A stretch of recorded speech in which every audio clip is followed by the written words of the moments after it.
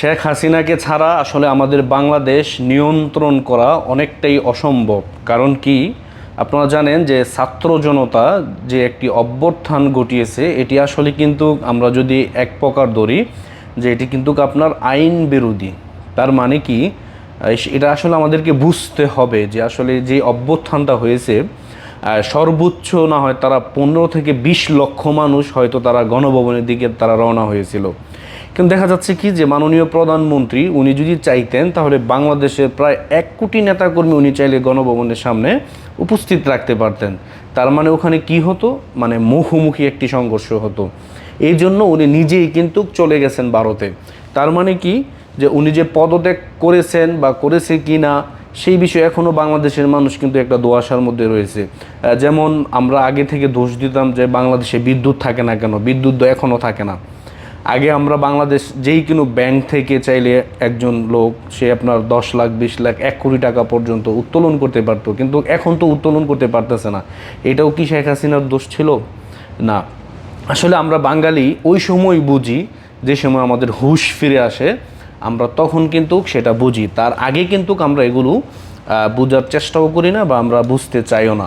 এগুলো আমাদেরকে পর্যায়ক্রমে আমাদেরকে এগুলো বুঝতে হবে। কারণ কি, আপনি যদি দেখেন যে মাননীয় প্রধানমন্ত্রী যে উনি আপনার বাংলাদেশ রাষ্ট্র পরিচালনার ক্ষেত্রে ওনার যে দক্ষতা রয়েছে, বর্তমান উপদেষ্টা সদস্য যারা রয়েছে তাদের একজনেরও কিন্তু এরকম কোনো দক্ষতা বা অভিজ্ঞতা নেই।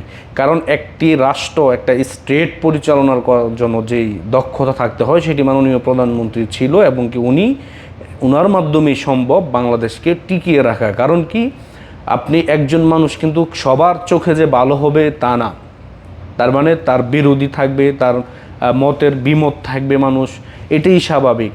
কারণ দেখা যাচ্ছে কি, আমরা অনেকে আবার এই কথাও বলি যে আওয়ামী লীগকে নিষিদ্ধ করে দেওয়া হবে বা নিষিদ্ধ করে দেওয়ার জন্য ইতিমধ্যে আপনার হাইকোর্টে রিট করা হয়েছে, এগুলো সব বাতিল হয়ে গেছে। তার মানে কি, এটা আসলে শেখ হাসিনার দল না আওয়ামী লীগ। আওয়ামী লীগ হচ্ছে মাওলানা ভাসানীর দল, বঙ্গবন্ধু শেখ মুজিবুর রহমানের দল, এবং কি স্বাধীনতার সপক্ষের শক্তির দল হচ্ছে আপনার বাংলাদেশ আওয়ামী লীগ। উনি না থাকলেও কিন্তু আওয়ামী লীগ ঘুরে দাঁড়াবে, এটাই সত্য। কিন্তু দেখা যাচ্ছে কি যে রাষ্ট্র পরিচালনার ক্ষেত্রে ওনার মতন দক্ষ কোনো লোক আমি মনে করি না যে এই পরিস্থিতিতে বাংলাদেশে রয়েছে।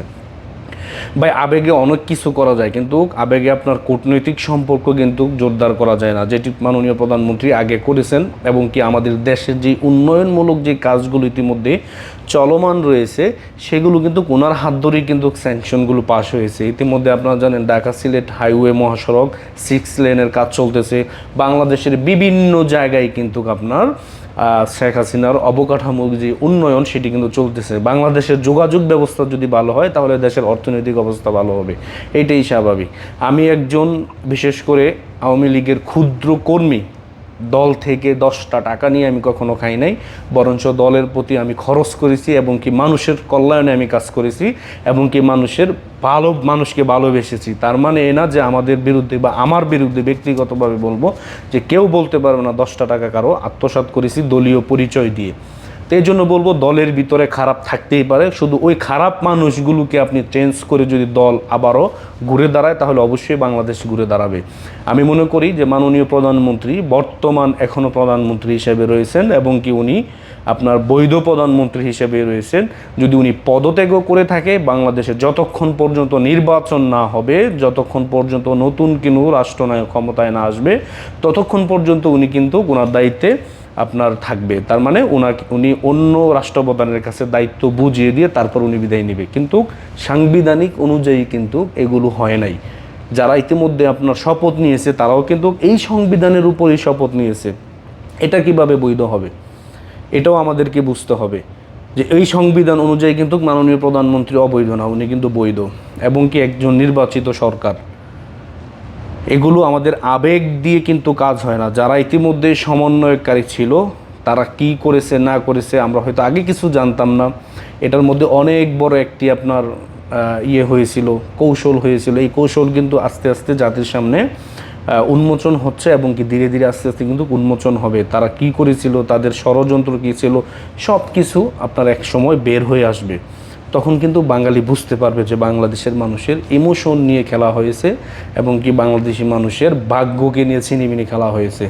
তো অবশ্যই বলবো যারা ইতিমধ্যে ভাবতেছেন যে মাননীয় প্রধানমন্ত্রী এখন অবৈধ, উনি কিন্তু প্রধানমন্ত্রী তো নয়, এটা আমি মনে করি একদম ভুল একটি সিদ্ধান্ত।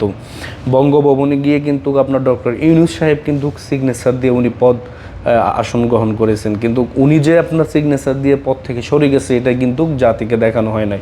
উনি পদত্যাগ করে গেছেন ঠিক আছে, কিন্তু 5টা মিনিট যদি ওনাকে বক্তব্য দেওয়া হতো যে আমি আপনাদের কল্যাণে বা আপনাদের ভালোর জন্য আমি চলে যাচ্ছি, এটাও হয়তো বাঙালি মেনে নিত, কিন্তু ওনার কিন্তু বক্তব্য, ওনার কিন্তু প্রতিক্রিয়া কিছুই কিন্তু জাতির সামনে উপস্থাপন করা হয়নি।